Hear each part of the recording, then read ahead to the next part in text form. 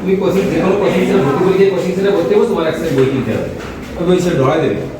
তুমি আমি বলেছিলাম মনে আছে যে এই টাকাটা তুমি 3 মাসের জন্য ইনভেস্ট করবে না 2 বছরের জন্য ইনভেস্ট করবে, বলেছিলাম না? বলছিলাম আমি 2 বছরের জন্য ইনভেস্ট করবো, আমি ছিলাম তোমার টাকা একটা বই কিনতে হবে তোমার অ্যাডমিশন টেস্টে। হায়ার এডুকেশন পড়ার জন্য তুমি ইঞ্জিনিয়ারিং পড়ো, মেডিকেল পড়ো, আর হচ্ছে ইউনিভার্সিটি, কৃষি বিশ্ববিদ্যালয়, বিশ্বের যে কোনো পাবলিক ইউনিভার্সিটি পড়ো বা প্রাইভেট ইউনিভার্সিটি পড়ো না কেন, তোমাকে সে বই, এই বইটা হচ্ছে যে বিভিন্ন সালের প্রশ্নগুলো দেওয়া থাকে, ওখানে সলভ করা থাকে, টুকটাক খুব শর্ট ভাবে কিভাবে উত্তর করা যায় নির্দেশাবলী দেওয়া থাকে, যেগুলো যদি সলভ করো।